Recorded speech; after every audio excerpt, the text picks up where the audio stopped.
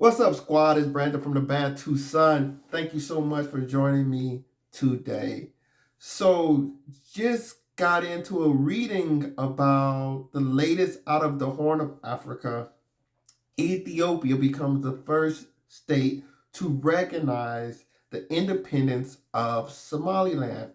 Now, this is really interesting because this is why we do geopolitics here. It's because you always have to come back to the fundamentals. We live in a finite world and you have to play with the pieces on the table. Ethiopia, at 120 million people and growing, is the most populous landlocked country in the world. And now the country has been growing with some of the best GDP growth rates in the world, if not the best GDP per capita growth rates in the world. Year over year, their GDP is growing crazy. They have finally, Ethiopia is getting to a place now where it's feeling strong enough to act not only aggressive domestically, what we have seen with Prime Minister Abiy Ahmed, with the Tigrayans, as well as the Amharas, but now to assert themselves externally. You got a little taste of this with the Grand Ethiopian Renaissance Dam, which Prime Minister Abiy Ahmed administration pushed through. And now you see it was clamor for the last couple of months of Ethiopia trying to talk to their neighbors, Djibouti, Eritrea, Somalia. Nobody's letting them in. What they want is direct access to the sea. Ethiopia is heavily dependent on Djibouti for its rail imports, which it gets from the sea. And this is unacceptable because Djibouti, one, is outside of the realm of Ethiopia government. So that means that at any point, nations that influence Djibouti can shut down transportation of or imports of goods and exports to Ethiopia. The world's 2/3 water, right? You have to have access to the sea to trade. Ethiopia is not large enough geographically to have a wide enough breadth of geography that it's going to be self-sustaining. It's going to require global trade to help it grow. And as well, it has many goods to offer the world. So these goods are going to allow them to basically stuff their coffers and build in their treasury. And without that sea access, Ethiopia economy will come to a halt. So you're not going to depend on little Djibouti. And I'm actually quite happy that, I want to say happy, but I appreciate that Somaliland is going to now give Ethiopia access to its port, its major port, Berbera, because the reason why is now Ethiopia has that direct access. I think Abiy Ahmed would have took a lot more of an aggressive approach, possibly even war, if he was going to continuously be stonewalled on access to the sea. And I don't know if it would have been against Djibouti, Eritrea, or Somalia. I have my guesses. But this really, to me, extends the peace in the region because I do not think Abiy Ahmed would have accepted not having direct access to the sea. Now, this is a trade-off.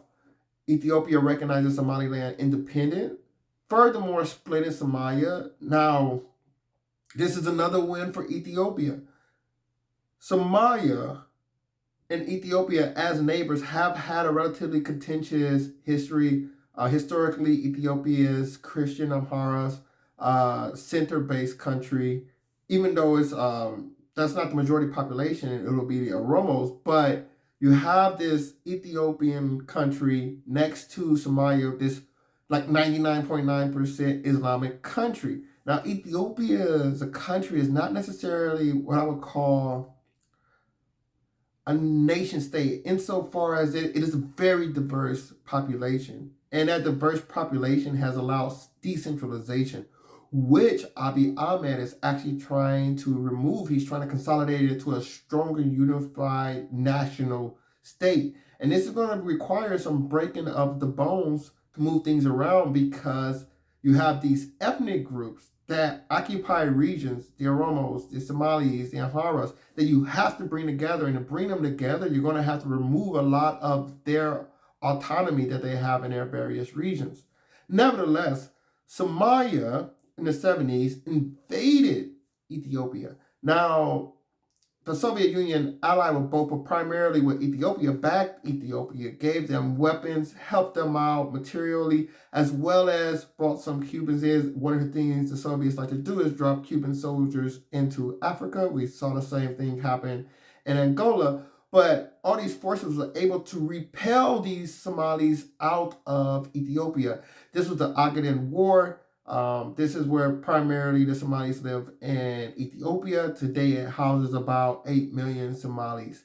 So, because of the recognition of Somaliland, Ethiopia is now able to support them in a more forceful manner. So, you have Somalia split between two. And Somaliland roughly equivocates to, because Somalia was split during the struggle for Africa colonialism.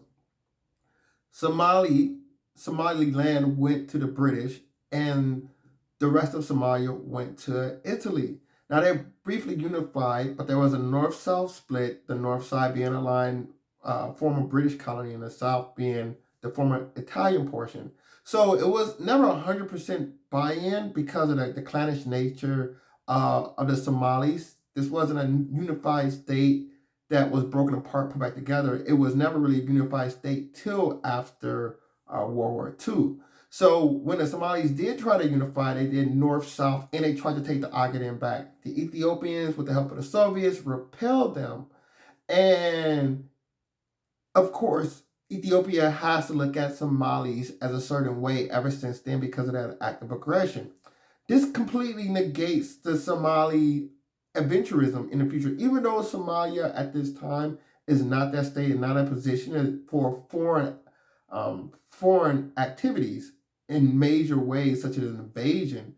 But even more, this basically splits them even more. That it'd be impossible for Somalia to unify because now they have the two states instead of one state. And that's what Ethiopia has done. It has taken, not only has it given itself direct access to the sea, but it's also taken the northern portion of Somaliland, out of play for a future Somalian unification or act of secession in the Ogaden region with support from Somalis.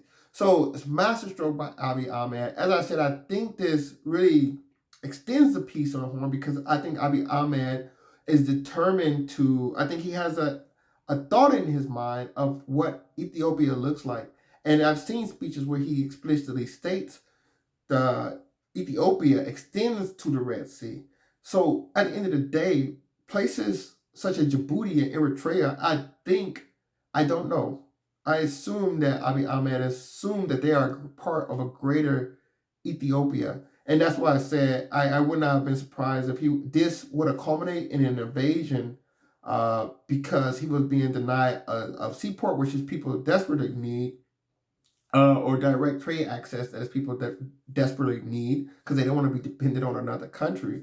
And also these regions are probably in the back of Prime Minister Abiy Ahmed's mind part of a greater Ethiopia, which should be under his sovereignty. So those were was a lot to bite off just for that one act, but it just shows you how fruitful understanding these relationships in the different groups and how they interact, how things start to come together. Now, one last thing, now that Somaliland is starting to be recognized, it makes me wonder, especially with its linkage to the old British Empire, if there's other opportunities for other countries to come in and cut deals with Somaliland. Somaliland is right there next to the Red Sea, and as you know, the Red Sea is a very, very important sea linking the Mediterranean markets with the Indian markets. And right now, the Houthis are giving people hell right now due to what's going on right next to the Red Sea with the Israeli-Hamas war in the Gaza Strip.